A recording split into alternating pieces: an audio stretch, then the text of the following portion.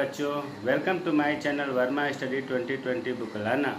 मैं UP board के छात्रों के लिए क्लास 12 का इकोनॉमिक्स हिंदी माध्यम से मैं फुल कोर्स कराऊंगा। यदि आप फुल कोर्स करना चाहते हैं तो मेरे चैनल को सब्सक्राइब कीजिए और बेल आइकन को प्रेस करना न भूलें, ताकि जो भी वीडियो मैं अपलोड करूं उसका नोटिफिकेशन सबसे पहले आपको मिल सके। जैसा कि आप लोगों को पता है कि माइक्रो इकोनॉमिक्स में चैप्टर 4 चल रहा है। चैप्टर 4 में आज हम लोग पढ़ेंगे पूर्ण प्रतियोगिता में फर्म का साम्य। साम्य का मतलब हमने बताया था इससे पहले भी कि संतुलन होता है। दूसरे रूप में हम ये कह दें कि फर्म का मूल्य निर्धारण। तो इससे पहले वाले लेक्चर में मैंने बताया था 54 लेक्चर में कि फर्म के संतुलन के लिए दो आवश्यक शर्तें हैं। पहला MC बराबर MR अर्थात सीमांत लागत बराबर सीमांत आय। दूसरा आप बताए थे कि MC MR को नीचे से काटे। बहुत अच्छे तरह से पढ़ाया गया है। आई बटन को क्लिक करके इसे देख लें। प्यारे बच्चों, पूर्ण प्रतियोगिता में फर्म का संतुलन की स्थिति दो प्रकार की होती है, अल्पकाल में और दीर्घकाल में। अल्पकाल और दीर्घकाल में, अल्पकाल का नाम से ही लग रहा है कि शॉर्ट टाइम। इसमें क्या होता है कि फर्म के पास इतना समय नहीं होता है कि वह जो है मांग में वृद्धि होने पर मांग के अनुरूप पूर्ति कर सके। समय कम होता है, इसीलिए अल्पकाल में मांग का प्रभाव पूर्ति की अपेक्षा अधिक होता है कीमत निर्धारण में। अल्पकाल में महत्वपूर्ण पॉइंट यह है कि परिवर्ती साधन जो होते हैं, परिवर्तनशील साधन, उनकी मात्रा में थोड़ा बहुत परिवर्तन करके फर्म उत्पादन बढ़ा सकता है, अधिकतम लाभ को प्राप्त कर सकता है। लेकिन स्थिर साधनों की मात्रा में बदला नहीं जा सकता। क्यों नहीं बदला जा सकता? क्योंकि समय कम होता है। अल्पकाल में फर्म को लाभ, शून्य लाभ या हानि हो सकती है। इसका मतलब सीधा सीधा ऐसे हम कहें कि पूर्ण प्रतियोगिता में जो फर्म का संतुलन है उसको दो भागों में बांटा गया है, अल्पकाल में फर्म का संतुलन और दीर्घकाल में फर्म का संतुलन। अल्पकाल में फर्म के संतुलन को भी तीन भागों में बांटा गया है, जिसको लाभ की स्थिति को एक और नाम कहते हैं असामान्य लाभ। असामान्य लाभ को ही लाभ की स्थिति कहते हैं। दूसरा होता है शून्य लाभ, जिसको हम सामान्य लाभ भी कहते हैं। और तीसरा होता है हानि की स्थिति। तो अल्पकाल में फर्म के संतुलन के तीन कैटेगरी हो गए, प्रकार हो गए, असामान्य लाभ या लाभ की स्थिति, शून्य लाभ या सामान्य लाभ की स्थिति, तीसरा होता है हानि की स्थिति। प्यारे बच्चों, इससे पहले बताया गया है कि पूर्ण प्रतियोगिता में जो है AR और MR एक सीधी रेखा में होते हैं। तो चलिए हम तीनों को, अर्थात असामान्य लाभ को, शून्य लाभ को और हानि की स्थिति को, तीनों को एक साथ चित्र बताएंगे ताकि आपको क्लियर हो जाए, समझने में आसानी रहे। तो सबसे पहले जैसा कि आपको पता है कि पूर्ण प्रतियोगिता में फर्म AR MR बराबर होते हैं। तो हम एक सीधी रेखा खींच लिया, AR बराबर MR, तीरों में खींच लिया हमने, AR बराबर MR। चित्र थोड़ा सा छोटा बनेगा क्योंकि जगह कम है। AR बराबर MR। पूर्ण प्रतियोगिता में सीमांत आय, औसत आय और सीमांत आय बराबर होते हैं। ये चीज़ तो आपको मतलब एकदम याद हो जाना चाहिए कि पूर्ण प्रतियोगिता में AR MR बराबर होते हैं और ये तीनों स्थितियों में एक जैसे होते हैं। अब देखो, हम सीधी बात करते हैं कि फर्म के संतुलन की जो आवश्यक शर्तें हैं। संतुलन का मतलब कि उस पॉइंट पर अधिकतम लाभ होता है, वहाँ मूल्य निर्धारण होता है। तो इसमें आपको बताया गया है कि MC बराबर MR होना चाहिए। MR आपको ये दिख रहा है और MC वक्र खींचेंगे। MC वक्र खींचने में ये ध्यान रखेंगे कि ये U आकार का होता है और MC वक्र जो है MR को नीचे से काटे। जैसे एक हम यहाँ खींच के दिखाते हैं, ये हो गया MC वक्र। देखिए यहाँ इस पॉइंट पर भी MC और MR बराबर है, लेकिन दूसरा शर्त पूरा नहीं कर रहा है। दूसरा शर्त होता है कि MC एम आर को नीचे से काटे, यहाँ ऊपर से काट रहा है, इसलिए इस पॉइंट पर लाभ अधिकतम नहीं होगा। इस पॉइंट पर यहाँ जो है ये महत्वपूर्ण पॉइंट है, अर्थात संतुलन बिंदु जिसे हम ई से डिनोट कर रहे हैं यहाँ होगा। क्यों होगा? क्योंकि इस पॉइंट पर एम सी और एम आर काट रहा है, तो इस पॉइंट पर एम सी और एम आर बराबर है। और दूसरा शर्त जो है कि एम सी रेखा एम आर को नीचे से काटे, नीचे से काट रही है, ये हमारा बिंदु जो है संतुलन बिंदु होगा। इससे पहले वाले भी बताया गया था। अगर ये उत्पादन है तो इधर हमने क्यू लिख दिया। अब इसी तरह से अर्थात इस संतुलन की जो दो शर्तें थी, पहला शर्त ये थी कि एम सी बराबर एम आर, ई पॉइंट पर हुआ। दूसरा शर्त था कि एम सी रेखा एम आर को नीचे से काटे, इस पॉइंट पर मतलब पालन हो रहा है। इसी तरह से सब में हम ऐसे बना देंगे। ये हो गया आपका एम सी, ये पॉइंट हमने मान लिया संतुलन बिंदु, इसको यहाँ मान लिया क्यू। उसी तरह से इसमें भी हान की स्थिति में भी एम सी ये आपका संतुलन बिंदु है और ये हो गया आपका क्यू। प्यारे बच्चों, तीनों चित्र एक साथ बना रहे हैं ताकि आप लोगों को समझ में आ जाए। अभी तक हमने जो बनाया है ये बताया कि पूर्ण प्रतियोगिता में ए आर और एम आर एक सीधी रेखा में होते हैं, हमने तीनों में बना दिया। दूसरा हमने फर्म के संतुलन की जो दो आवश्यक शर्तें थी वो हमने चित्र में दिखा दिया। अब हमें इस ऐसा स्थिति लाभ की स्थिति दिखानी है। लाभ का मतलब होता है कि अगर हम यहाँ थोड़ा सा दिखा दें, लाभ कब होगा, अर्थात ए आर मतलब औसत आय, ये औसत आय है, औसत आय अगर ये ज़्यादा हो किससे, औसत लागत से, औसत लागत से तभी तो लाभ होगा। आय ज़्यादा होगा लागत से तो लाभ होगा। हानि कब होगा? हानि जो है ए आर मतलब औसत आय कम हो और लागत ज़्यादा हो जाए, ए सी ज़्यादा हो जाए तो हानि होगा। और शून्य लाभ कब होगा? ये जब दोनों बराबर हो, ए अर्थात औसत आय और औसत लागत बराबर हो तो शून्य लाभ होगा। इसी बात को ध्यान, हमें लाभ की चित्र बनाना है तो लाभ में हमें ये दिखाना है कि औसत आय ज़्यादा होना चाहिए किससे, औसत लागत से। अब औसत आय आपको पता है कि यहाँ है, यहाँ है, कैसे पता? ए आर और एम आर एक ही रेखा, तो यहाँ औसत आय है। अब इससे हमें कम बनाना है, औसत लागत का एक वक्र खींचेंगे तो इसे नीचे खींचेंगे। चलो हमने मान लिया इस पॉइंट को, इस पॉइंट को ध्यान में रखते, यहाँ भी मान सकते हैं, फिक्स नहीं, ऊपर भी नीचे भी थोड़ा बहुत हो, मतलब इससे नीचे होना चाहिए।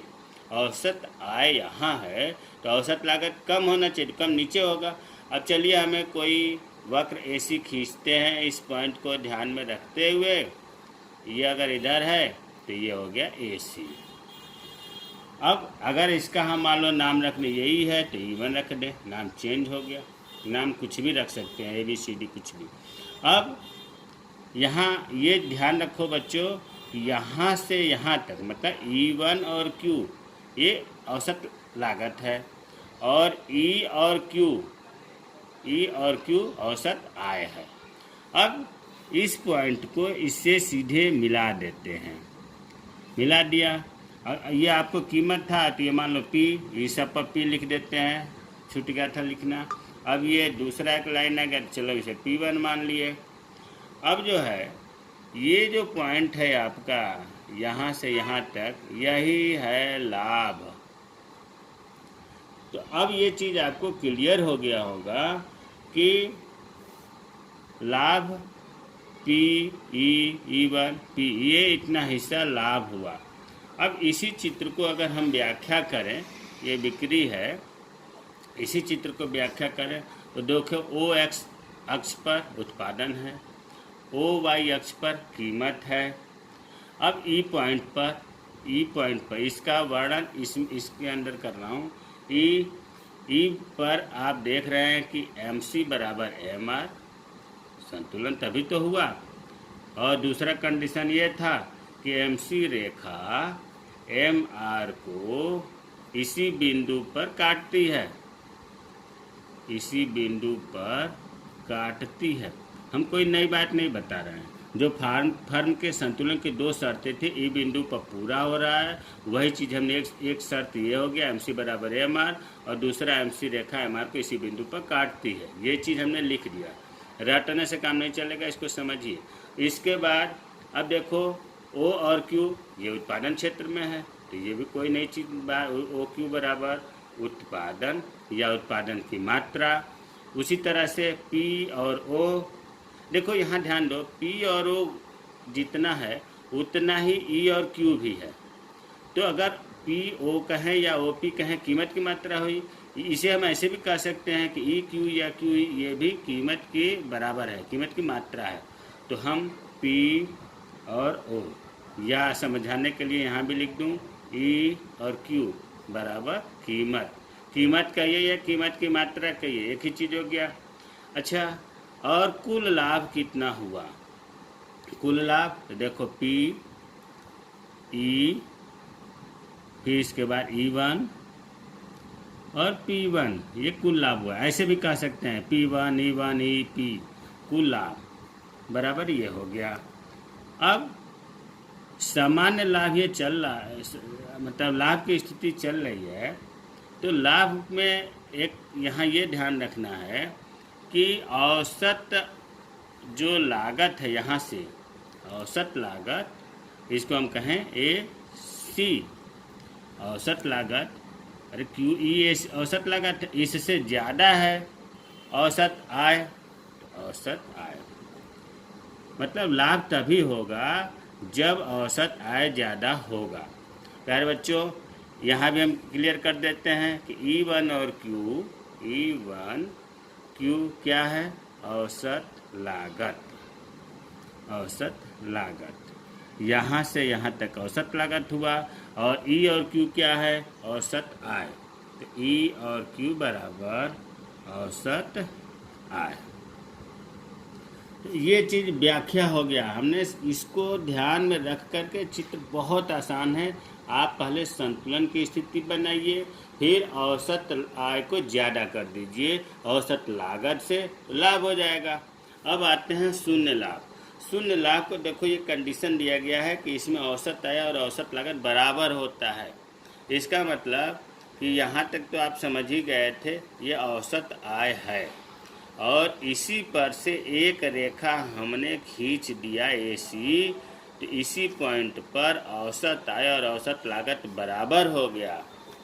तो जब औसत आय और औसत लागत बराबर, यहाँ देखो औसत आय ज़्यादा था, औसत लागत कम, तो लाभ हो गया। यहाँ औसत लागत AC यहाँ काट रहा है, तो इसलिए औसत लागत, और AR यहाँ काट रहा है, तो औसत आय बराबर है। तो अब इसका वर्णन अगर करना हो तो वही चीज़ लिखेंगे यहाँ भी कि E बराबर, जो पहला पॉइंट इसमें था कि MC बराबर MR, MC रेखा MR को इसी बिंदु पर, मतलब E बिंदु पर काटती है, काटती है। आपको ये भी पता है कि OQ बराबर उत्पादन है, OP या EQ कीमत की मात्रा है। देखो OP कहे या PO एक ही चीज़ है, इसमें कन्फ्यूजन होने की जरूरत नहीं है। PO या EQ ये क्या है? कीमत है। अब यहाँ कुल लाभ के जगह पर यहाँ हम लिखेंगे शून्य लाभ। शून्य लाभ, यहाँ पर देखो चारों चीज़ बराबर है। MC बराबर MR बराबर AC बराबर AR। MC AR तो पहले इसी पॉइंट पर बराबर था ही, AC और AR भी इस पर बराबर हो गया। ये शून्य लाभ का हो गया ये। और अब EQ बराबर औसत लागत, औसत लागत और औसत आय। ये EQ यही जो है, इसी पॉइंट पर ये औसत लागत व औसत आय कहते हैं, क्योंकि यहाँ देखो EQ भी औसत लागत ही है, EQ औसत आय दोनों है। तो इस प्रकार ये इसकी व्याख्या हो गई। अब हानि की स्थिति में आते हैं। हानि में देखो, ये संतुलन तो हो गया, ये पॉइंट है। अब हानि में आपको बताया गया है कि औसत आय कम होगा, औसत लागत ज़्यादा होगा। अब इस पॉइंट पर औसत आय है, औसत आय है, तो अब इससे हमें ज़्यादा, मान लो हमने कोई पॉइंट यहाँ मान लिया, यहाँ तक हम लागत दिखाएं। अरे भाई Q और E औसत आय है, तो इससे ज़्यादा लागत दिखाना है क्योंकि हानि हमें शो करनी है। तो इस पॉइंट पर मान लिया इसके सामने, और हमने जो है इस पॉइंट को ध्यान में रखते हुए AC खींच दिया। फिर इसके बाद इस पॉइंट को इससे जो है हमने मिला दिया। फिर इसके बाद इसको इससे मिला दिया। ये P था तो इसे चलो हमने P1 मान लिया। ये पॉइंट E था, इसको मान लिया E1। अब ये जो क्षेत्र है इसी को हानि कहते हैं। अब इसकी व्याख्या करनी हो तो कैसे कहेंगे? पहले तो उसी तरह से कहेंगे कि E का मतलब संतुलन बिंदु, साम्य बिंदु। E जो है MC बराबर MR, और फिर यही चीज़ लिखेंगे MC रेखा MR को इसी बिंदु पर काटती है, इसी बिंदु पर काटती है। OQ उत्पादन हो गया, और फिर PO या EQ ये कीमत की मात्रा या कीमत हो गई। अब हानि, कुल हानि क्या है? तो देखो यहाँ से शुरू करते हैं, P1 E1 फिर E और P, ये कुल हानि हो गया, है ना। अब औसत आय औसत लागत कब हुआ? जब हानि का मतलब कि AR कम हुआ और औसत लागत AC ज़्यादा हुआ। तो ये जो है इसकी हानि का चित्र बन गया। तो प्यारे बच्चों, अल्पकाल में आपको पता है कि अल्पकाल में क्यों हानि लाभ होता है? क्योंकि इतना समय कम होता है ना कि इसमें फर्म अपने मांग के अनुसार अपने उत्पादन को नहीं बढ़ा सकती, इसलिए लाभ होता है, या सामान्य लाभ होगा या हानि होगा। तो हमने तीनों चित्र एक साथ बनाया ताकि आपको क्लियर हो जाए। अब आते हैं अल्पकाल के जगह पर दीर्घकाल में फर्म का संतुलन।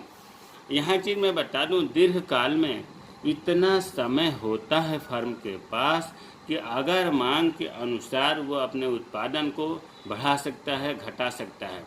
कहने का मतलब यह है कि फर्में जो है ना लाभ की स्थिति में होती हैं, दीर्घकाल की बात कर रहा हूँ, दीर्घकाल में फर्म न लाभ की स्थिति में होती है न हानि की स्थिति में होती है, केवल शून्य लाभ, जिसे हम सामान्य लाभ भी कहते हैं, उसमें होती है। होता क्या है कि जैसे ही लाभ की स्थिति आती है, फर्में उसमें प्रवेश कर जाती हैं, उत्पादन बढ़ा देती हैं और कीमत घट जाता है। जब हानि की स्थिति होती है तो फर्में छोड़कर चली जाती हैं और कीमत बढ़ जाता है। इस प्रकार दीर्घकाल में फर्म हमेशा शून्य लाभ या सामान्य लाभ की स्थिति में होती है। प्यारे बच्चों, जो इसमें हमने चित्र बनाया शून्य लाभ या सामान्य लाभ की स्थिति, यही दीर्घकाल में जब फर्में सामान्य लाभ की स्थिति में होती हैं केवल ये चित्र बनेगा। अभी तक जो हमने बताया वो चीज़ यहाँ लिखा है, दीर्घकाल में फर्म का संतुलन।